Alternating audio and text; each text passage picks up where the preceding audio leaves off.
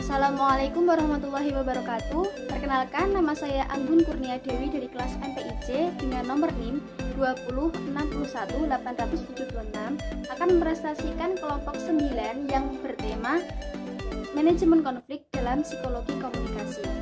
Di sini saya akan menjelaskan dua pokok pembahasan. Yang pertama adalah pengertian manajemen konflik dan yang kedua adalah jenis-jenis manajemen konflik.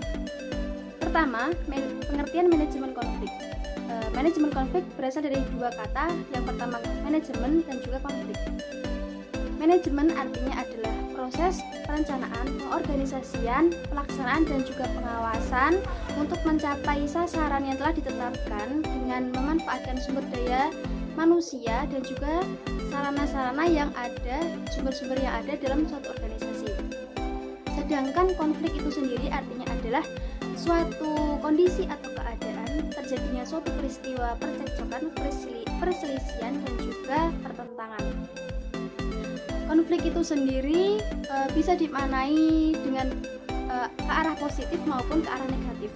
Jika diarahkan ke yang positif adalah terjadinya suatu perselisihan antara dua orang atau lebih yang mengakibatkan antara perselisihan itu menyebabkan dua orang atau lebih tadi yang bersangkutan tadi bekerja keras atau berjuang untuk mencapai tujuan yang mereka inginkan, tetapi tidak menggunakan kerjasama. Sedangkan jika diartikan ke arah negatif, konflik itu sendiri artinya perselisihan atau pertentangan dua orang atau lebih yang menyebabkan saling bertengkar atau saling berselisih sehingga saling merugikan. Berikutnya, jadi jika digabungkan maka manajemen konflik adalah suatu cara atau proses untuk menyelesaikan suatu pertentangan agar pertentangan itu mengarah ke hal yang positif sehingga hal itu bisa bermanfaat bagi mereka. Kemudian dengan menggunakan pendekatan atau metode untuk menyempurnakan dan juga mendukung mencapai tujuan masing-masing. Berikutnya adalah jenis-jenis manajemen konflik. Jenis-jenis manajemen konflik bagi menjadi tiga. Yang pertama adalah perbedaan individu, yang kedua adalah perbedaan latar belakang, dan yang ketiga adalah perbedaan kepentingan. Pertama, saya akan membahas tentang perbedaan individu. Perbedaan individu ini yaitu perbedaan pada persepsi atau pendirian dan juga perasaan. Contohnya adalah ketika di suatu masyarakat atau pemukiman masyarakat itu terdapat acara musik atau konser musik. Pasti di situ ada perbedaan. Yang pertama adalah perselisihan antara orang yang suka musik itu pasti akan merasa terhibur dengan adanya konser musik tersebut. Sedangkan orang atau kelompok orang yang tidak suka musik pasti akan merasa terganggu dan perbedaan itu akan menimbulkan suatu perselisihan. Yang kedua adalah perbedaan latar belakang. Perbedaan latar belakang di sini berasal dari kebudayaan yang membentuk sebuah kepribadian.